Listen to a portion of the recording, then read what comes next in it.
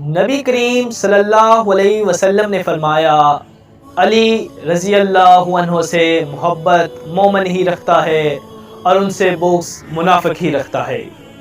امیر المومنین، چوتھے خلیفہ راشد، عشرہ مبشرہ میں سے ایک شخصیت، رسول اللہ صلی اللہ علیہ وسلم کے چچا زاد بھائی اور داماد سیدنا علی بن ابی طالب رضی اللہ عنہ ہاشمی اور قریشی تھے۔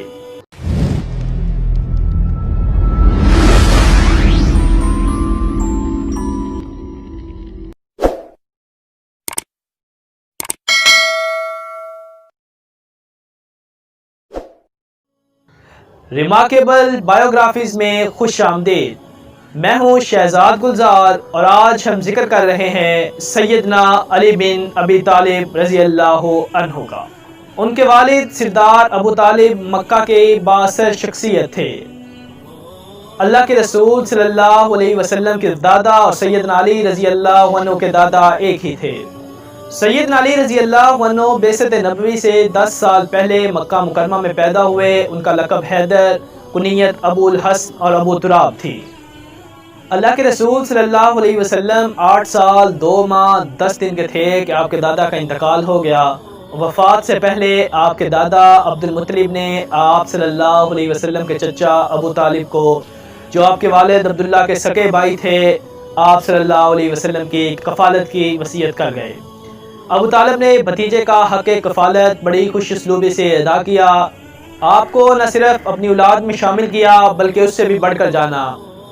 ان کی اہلیہ اور سیدنا علی بن ابی طالب رضی اللہ عنہ کی والدہ سیدہ فاطمہ نے اللہ کے رسول صلی اللہ علیہ وسلم کی بچپن میں بڑی دیکھ بھال، خدمت اور اعلیٰ معیار کی پرورش کی۔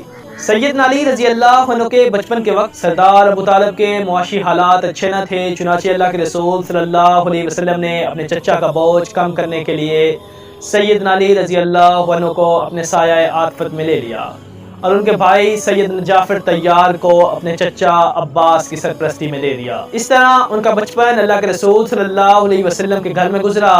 سیدنا علی رضی اللہ عنہ نے زمانہ جاہلیت میں بھی کبھی کسی بت کو سجدہ نہ کیا، نہ شرک و بدعت کا ارتکاب کیا، نہ کسی اور رسم بد سے اپنے دامن کو آلودہ ہونے دیا۔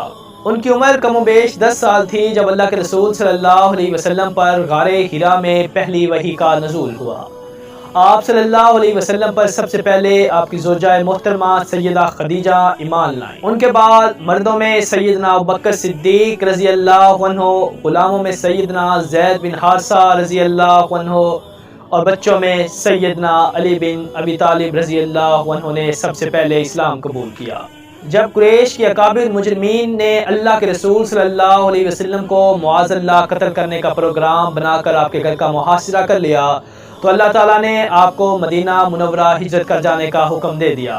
ان نازک لمحات میں اللہ کے رسول صلی اللہ علیہ وسلم نے سیدنا علی بن ابی طالب سے فرمایا، علی تم میرے بستر پر لیٹ جاؤ اور میری چادر اوڑھ کر سو جاؤ، تمہیں ان کے ہاتھوں کوئی نقصان نہیں پہنچے گا۔ اللہ کے رسول صلی اللہ علیہ وسلم یہی چادر اوڑھ کر سویا کرتے تھے۔ محاصرین نے دروازے کی جھلی سے جھانک کر دیکھا تو کہنے لگے، اللہ کی قسم یہ تو محمد صلی اللہ علیہ وسلم سوئے ہوئے ہیں، ان کے اوپر ان کی چادر موجود ہے۔ چنانچہ یہ لوگ صبح تک وہیں ڈٹے رہے۔ ادھر جب صبح ہوئی اور بستر سے سیدنا علی رضی اللہ عنہ اٹھے تو مشرکین کے ہاتھوں کے طوطے اڑ گئے۔ انہوں نے سیدنا علی رضی اللہ عنہ سے پوچھا، محمد صلی اللہ علیہ وسلم کہاں ہیں؟ جواب دیا گیا، مجھے کیا معلوم۔ جب انہیں یقین ہو گیا کہ اللہ کے رسول صلی اللہ علیہ وسلم ان کے ہاتھ سے نکل چکے ہیں تو ان پر جنون طاری ہو گیا۔ انہوں نے سب سے پہلے اپنا غصہ سیدنا علی رضی اللہ عنہ پر ہی نکالا۔ وہ آپ کو گھسیٹ کر خانہ کعبہ تک لے گئے اور کچھ دیر زیر حراست رکھا، ممکن ہے کہ کوئی سراغ مل جائے، مگر ناکام ہو کر چھوڑ دیا۔ پھر سیدنا علی رضی اللہ عنہ نے اللہ کے رسول صلی اللہ علیہ وسلم کی ہدایت کے مطابق مکہ کے لوگوں میں امانتیں واپس کی۔ 3 دن کے بعد ننگے قدم ہی مدینہ طیبہ کی طرف چل دیے۔ اللہ کے رسول صلی اللہ علیہ وسلم ابھی قبا میں ہی قیام پذیر تھے کہ سیدنا علی رضی اللہ عنہ بھی ان سے جا ملے۔ سیدنا علی رضی اللہ عنہ نے اللہ کے رسول صلی اللہ علیہ وسلم کے ساتھ سوائے غزوہ تبوک کے تمام غزوات میں شرکت کی اور بہادری کے بے مثال جوہر دکھائے۔ لشکر اسلام کا جھنڈا عموماً انہی کے پاس ہوتا تھا۔ غزوہ تبوک میں چونکہ اللہ کے رسول صلی اللہ علیہ وسلم نے انہیں مدینہ میں اپنا نائب مقرر کیا تھا، اس کا ایک سبب اہل و عیال کی دیکھ بھال بھی تھا۔ منافقین نے ان پر طعنہ زنی کی تو وہ مدینہ سے نکل پڑے اور اللہ کے رسول صلی اللہ علیہ وسلم سے جا ملے۔ عرض کیا کہ منافقین مجھے طعنے دیتے ہیں۔ اللہ کے رسول صلی اللہ علیہ وسلم نے ان کو مدینہ واپس بھیج دیا اور فرمایا، کیا تم اس بات سے راضی نہیں کہ مجھ سے تمہیں وہی نسبت ہو جو سیدنا ہارون علیہ السلام کو سیدنا موسیٰ علیہ السلام سے تھی؟ البتہ میرے بعد کوئی نبی نہیں۔ غزوہ بدر سنہ 2 ہجری میں ہوا۔ سیدنا علی رضی اللہ عنہ اس کے ہراول دستے میں تھے۔ اس وقت کے رویے اور رواج کے مطابق پہلے انفرادی جنگ ہوئی۔ مشرکین کی طرف سے ان کے 3 نامور بہادر عتبہ، شیبہ اور ولید نکلے۔ عتبہ اور شیبہ دونوں بھائی تھے اور ولید عتبہ کا بیٹا تھا۔ انہوں نے دعوت مبارزت دی اور ان کے مقابلے میں اللہ کے رسول صلی اللہ علیہ وسلم نے پہلے انصاری صحابہ کو بھیجا۔ بعد میں اللہ کے رسول نے فرمایا، عبیدہ بن حارث اٹھو، حمزہ اٹھئے، علی تم بھی اٹھو۔